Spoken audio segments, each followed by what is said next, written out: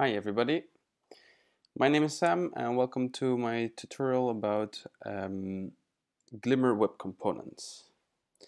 So Glimmer is a lightweight UI framework and it's also the VM rendering engine from the Ember.js framework. We are going to use Glimmer to build an alarm clock which we can then build export, and we can by dropping a JS file and a CSS file, we can drop these files into any of our applications or just a static HTML page, and it will render this this plugin for us. So for this tutorial, I'm going to assume you know something about Node.js and NPM. And I'm going to assume that you have already installed these on your machine, and you should have a little bit of basic skills around JavaScript. We're going to be writing in TypeScript, but it's nothing fancy, so as long as you have a little bit of JavaScript understanding, that should be fine. So first of all, we're going to install Ember CLI, which is just this command right here. We're going to install this. The CLI will provide us some nice tooling, so we can generate the blueprint for our component, which we will do as soon as this has been installed. So what I have done is I have taken this this example. There's a demo here. I've taken this demo and I have written it in HTML and CSS. I will share these files in the video after. So this is already working with only CSS and HTML, which will not display any moving parts, which we will do ourselves. Alright, so Ember CLI is installed. So let's create our project, which will be Ember new, then the name of our project, the name of our component, -b at Glimmer blueprint, and then we will add -- web component. So let's do that. Ember new, and we're gonna do Glimmer time component. -b at Glimmer blueprint -- web component. This will generate a file structure for us. Once this is done, we will open up these files. This might take some time. I will try to speed it up in the video.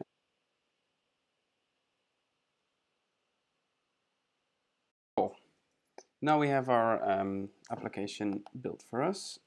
So if we go into that application, there we go, and we will open up with any text editor you like. I'm going to use Atom.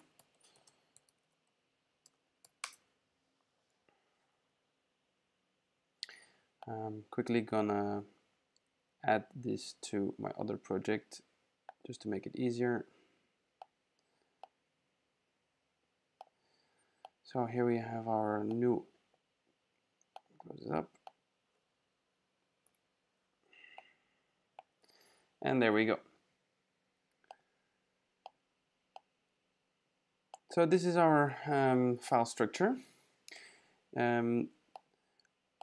There is a config folder which we will not talk about today. There's a public folder which will contain all your public resources which we will not use today. The source folder, inside you have a UI, components folder, and inside the components folder you have our component, which is the Glimmer time component. This is the component that we're going to use. What we're going to do first is copy the HTML that I created in advance. Everything inside the body, we will copy it. There you go. And we'll paste it in our template inside the div. There we are. In the assets, you will find the folder CSS. We will copy all the CSS and move it to the styles here. You might notice this is SCSS, which is Sass, but that doesn't matter. You can just write regular CSS in these files as well. So if we save both of them, and go back to our terminal, we can run our application by typing Ember.js or Ember serve. This will boost up our application and we will host it on localhost 4200. There we go. It's serving at localhost 4200.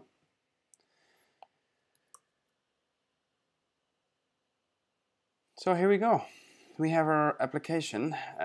We only have the layout, the HTML and the CSS, but it looks pretty good for now. The first thing what we're gonna do is we're gonna add time. So let's open up our component.ts. We will be writing in TypeScript. So first thing what we will do is we will set up an object with times, and this object we will make it available on our in our template. So the first thing what we do, we're going to import tracked from Glimmer, and we're going to track an attribute called time. There we go. What we're going to do is we're going to start by creating a function that will load our time for us. So we're just going to call it load time. And in here we're going to literally load our time, and we're going to try to fetch a string, which will be let time will be new date, and from our new date we will find the local time string. So toLocalTimeString is actually a function. The local time string will print out something like, for us it will be 17:01:50. So this means hours, minutes, seconds. What we want to do is, let's go back to our template. Here we have a digit 1, a digit 0, digit 4, digit 8. 1048. What we want to do is we want to create an object, and each object has hours. We have an object with hours, minutes, and seconds, and each of them will have 2 digits. The way this works is I created the CSS in a way that whatever number is displayed here will be the CSS for our number that we want to display. So what we want to do is create a new time object. And this time object will be an object, we'll just define it.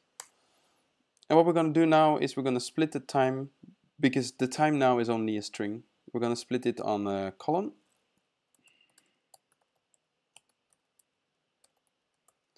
And this means now we have an array of 3 elements, which will be 17, 01, and 50.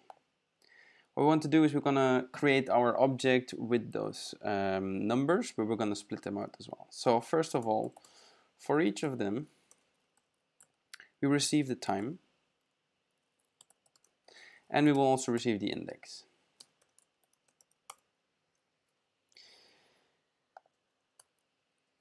In here, we know now we have 3 attributes in our array, which we loop through. And we know the first one is hours. So let's set the key to hours. There you go. And now we're going to say hours is our first element. So we know it's a 0-based index. It's our 0 index. We're going to say a conditional statement if I equals 1, which means this attribute. We know this is going to be minutes, so the key will be minutes. Semicolon, and let's copy this and say for our third element it will be seconds. There we go. And now what we want to do is we're going to use this key inside our time object. So we're going to say time object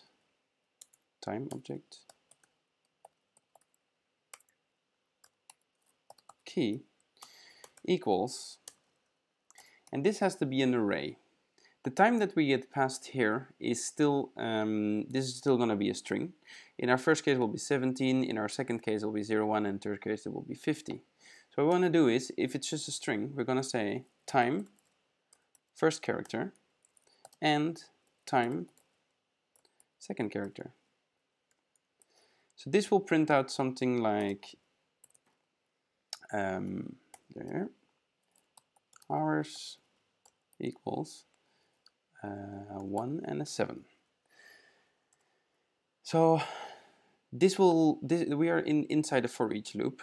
So this will do it for each element in our array, which is 17, 0, 1, 50, and it will be hours, minutes, seconds. So eventually, after this, our time object will look something like, let's copy this thing, hours, minutes, and seconds.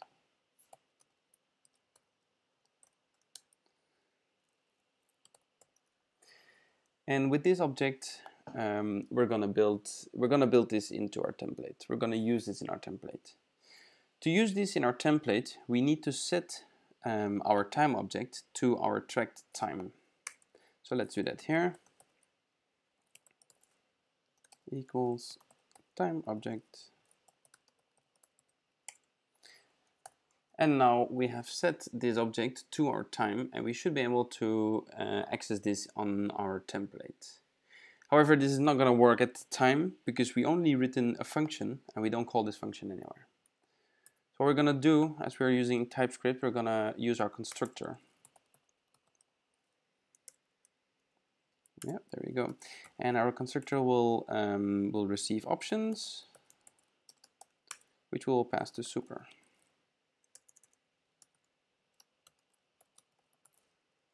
There you go. And now what we're going to do is we're simply going to call our time load time.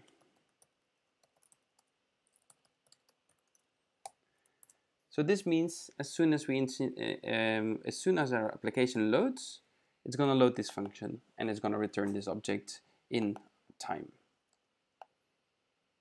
So on the front end, nothing has changed. So what we want to do is we want to create an each loop, because we have 2 digits for the hour, 2 digits for the minutes, and 2 digits for the seconds. What we did, we created an array per element. So let's go ahead and create an each loop. The each loop will be time.hours, and we will pass in a key, which will be our index. And this will be, a digit. And close it down. So this digit, what you will see is inside the object time, the key hours, we have an array. As you might remember, the hours is going to be 1 and a 7. So the digit here will be first a 1 and then a 7. So what we're going to do is we're going to copy this HTML and just paste it in there. All right, and what we want to do now, let's remove this one. If we go to our template, we should see 2 times the number 1. There we go. Because this is rendered twice because our loop does it 2 times, but our CSS didn't change. So what we want to do is we want to say, instead of 1, it will be digits. If we reload this on the front end again, it should become 17. And there we go. So as simple as that, we're just going to copy this block and do the same for the minutes. There you see, minutes, and again for the seconds. And there we are. So now this should be a live version of our time. And as you can see, 1709 here, 1709 here. This is working fine. However, we'll have to reload our page every time to see a change, which is a bit annoying. So let's automate this. Whenever this application is being rendered, we call load time. So what we want to do is call this function again every second. So, set timeout. And we're going to call ourselves this function load time. And we're going to say every 1000 milliseconds.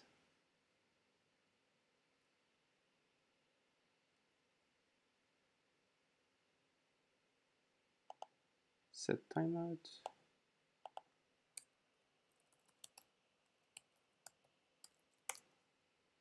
Okay, small spelling error there. And now it should refresh every second as soon as the application reloads. And there we go. We have now a working clock built in our Glimmer component. And as you can see, the day is set to Saturday, which is also today, which is a coincidence because the day, as you can see in the template here, is being handled by active class. So if I move this class to Monday, and this page will reload by itself, there you go. Now the Monday is highlighted. So what we want to do, we want to create an array of days and loop through this array. So let's do that. First, let's track our weekdays.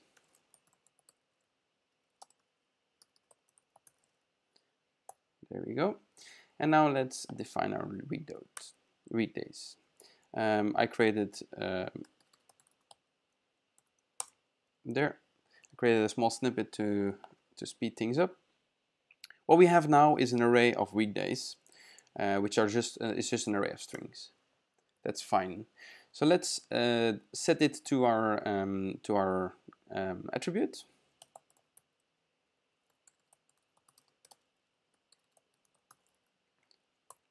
And there we go. And now we have access to weekdays in our template. So inside this wrapper, we'll do another each loop. Each. And we will call our weekdays. And our key will be again index.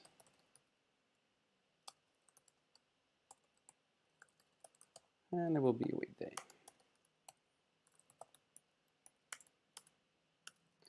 So inside this loop, for every day, we will print out a span, which will display the weekday. And we can remove this. Oops, that's too much.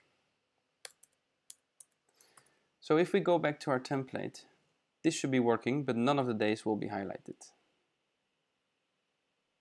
And there we go. And none of the days are highlighted because there is no class given. What we want to do is have an array of objects rather than an array of strings. And one key will contain the day, and the other key will have a CSS class of either an empty string or nothing. So let's go ahead and do that. So what we're going to do is here, I'm going to say weekday, which is now an object, dot CSS class. And our weekday itself will be weekday.day. Now in here we'll have to tweak a little bit our array. We have our original array, and now what we're going to do is we're going to set it to a mapped value, which worked the same as our for each, but it will map it. So we will receive the day and the index, and we will return the day as an object. So for each day in our array, we will return the day. What we are doing here is exactly the same as doing day, but because of ES 2016, we don't need to duplicate ourselves, because this will already print out something like day, Monday, and this will do this for every day in our array, and we will map it to weekdays, and we will set our weekdays to these map values. So if we go back to our template now, it should work, but none of the classes will be highlighted. There we go. So that's fine. What we need to do now is every day, or the one day that is active, give it the class active. So first things first, let's define CSS class as an empty string. That's fine. Now, the tricky part. We need to define our active day right now. Let's do that here, which is a new date. And from the new date, we can say get day. And this will return a number. Now, this is a little bit tricky because this is not zero based. This means, or it's in a way it is zero based, but the start of the week is a Sunday, so the 0 will be Sunday. Now, this was a little bit of a pain point in the beginning, and how it works now is it is 1 based. So basically, number 1 is Monday, number 2 is Tuesday, and so on until number 7 it's Sunday. Now, I mentioned this because inside our map we have access to our index. The index of our weekdays is an array which is 0 based. So if we want to compare our active day to any day of this week, we need to make our array 1 based. So how do we do that? We just simply say I equals I plus 1. So now we have a 1 based index, and now we can say if our index, our 1 based index, is the same as our active day, then we're going to, let me get rid of this, then we are going to change the class to active. So this will only be if this condition is true, which will only be once on the active day. And in here we will just add it to our weekdays in our objects active day. CSS class. So now CSS class will be printed out for Monday as an empty string. And this will loop through all of our days until it hits Saturday. And Saturday will have the class active from here. So now if we go back here, this should already work. As you can see, Saturday is highlighted. Just to prove that it is working, I'll go to my settings of my computer.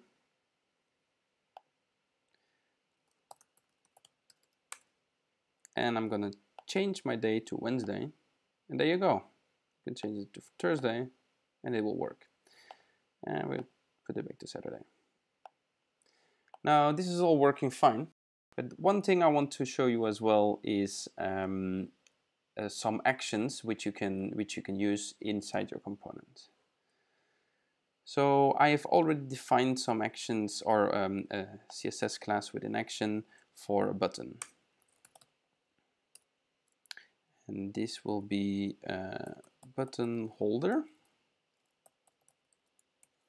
And inside there will be a simple A tag with a class called button. And the text switch theme. Let's see how that renders. There you go, switch theme. If you click this, nothing is going to happen because we didn't set anything yet. But first, let's talk about this theme. This theme is a class to the whole clock object, to the clock, however you want to define it. So we have a class called dark. If we would, if this class would be light, the CSS will change and will inverse the colors. There you go. So what we want to do, we don't want to say dark or light and alter the DOM. What we want to say is we will render this via our JavaScript, or TypeScript in this case, in the component. So we're going to say, we're going to set up a theme.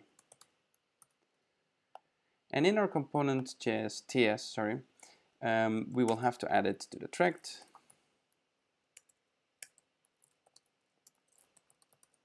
and we're going to give it a default value of dark.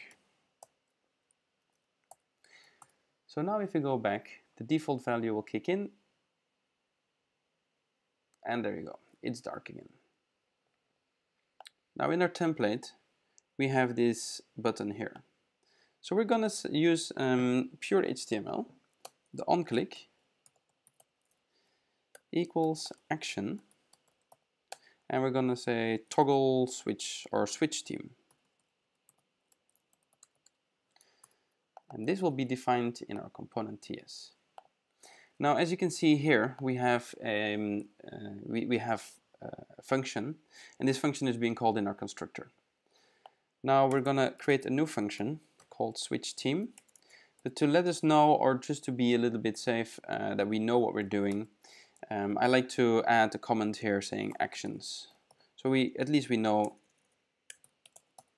what this function does.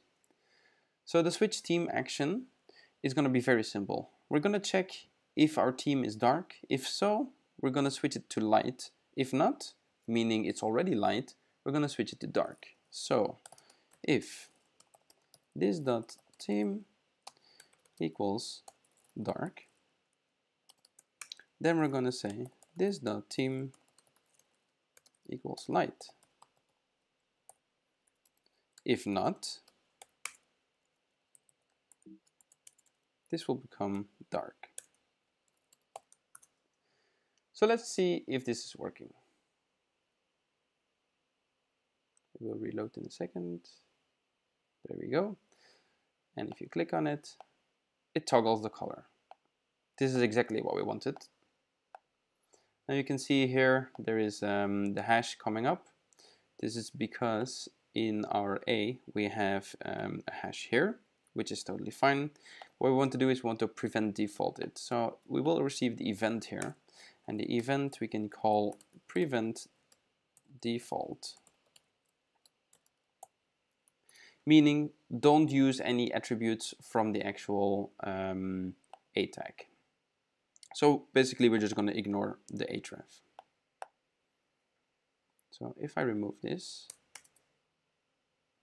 and do it again, I must have written something wrong. Let's have a quick look.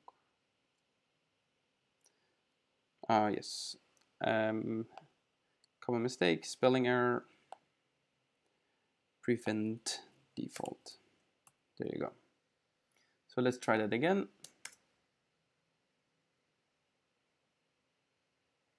Without the hash. And there we go. Nothing is changing. So now we have a fully working Glimmer component. And what we want to do now is we want to build this, and then we're going to use this in a simple HTML file. And this should work, and this should render our component with click action and everything what we've built. So what we want to do is we can stop running our server now because we don't need it anymore. And what we're going to do is we're going to do Ember build. Ember build will build our files into an index HTML, CSS, and a JS file, JavaScript file. And we're going to use those files in a regular index HTML somewhere else. So our project has built now. If we have a look at our file structure, there we have a new folder called dist. And inside dist we'll have an index HTML, the app.js, and the app.css. Now we're going to use the app.css and the app.js in a new folder. So what I want you to do is create a new folder, and inside this new folder, let's create a new file, which we'll call index.html. Inside this HTML, we will just use a default template. All right, let's set the title, Glimmer time component. So, in our dist folder, we have our CSS and JS. These are build files. If you're going to open them, it's going to have a bunch of stuff which is too complicated to go through. The CSS file will be more or less the same as we had before. So let's copy the CSS file and paste it in our new folder. And let's do the same with the JS file. Copy the JS file and put it in our folder. From now on, we don't need our component anymore, so you can close it. In our index file, first thing what we're going to do is we're going to load our app CSS, which will be a link to our app CSS. And obviously, the next thing we want to import is going to be the JS file, which is script,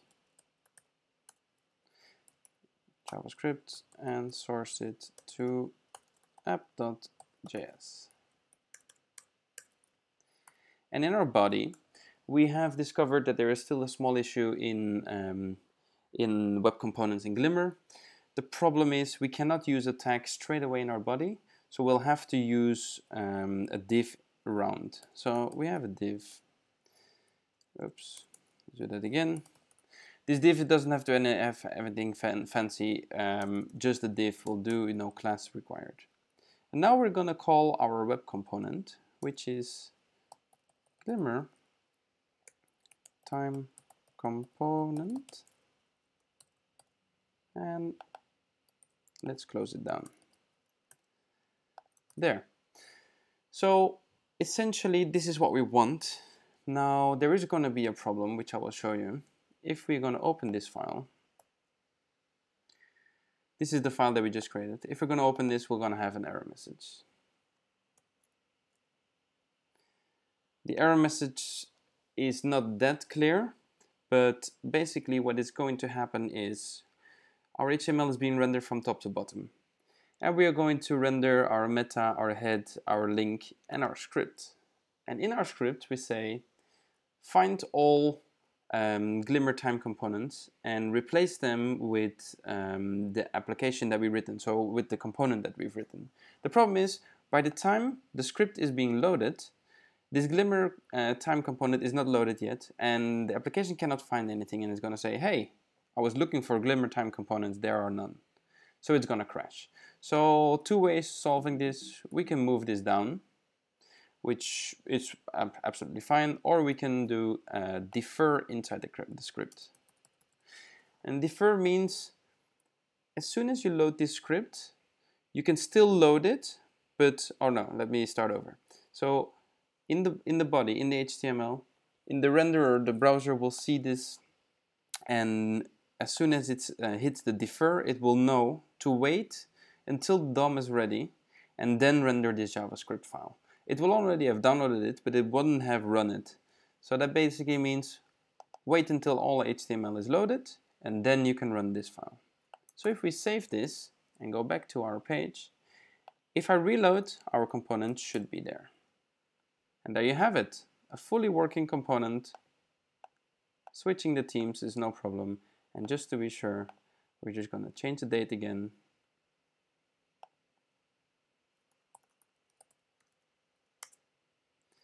And we're going to switch it for Wednesday. And there you have it, Wednesday. And if, let's say, it's up. There you go. So now let's set it back to the datetime. And here we have it. Glimmer web component. And I think that's it for today. Let's have a quick look at my GitHub repository. I will put all the files here. I will upload everything here. I will let you know any resources that you need. And in my next video, we'll have a look at this part, which is exactly the same component, but this is a countdown timer. It's a little more complex, but we can go into details for this one for sure later. Thank you for watching, and thumbs up if you like it, and by all means give me a thumbs down if you didn't like the video. Thank you.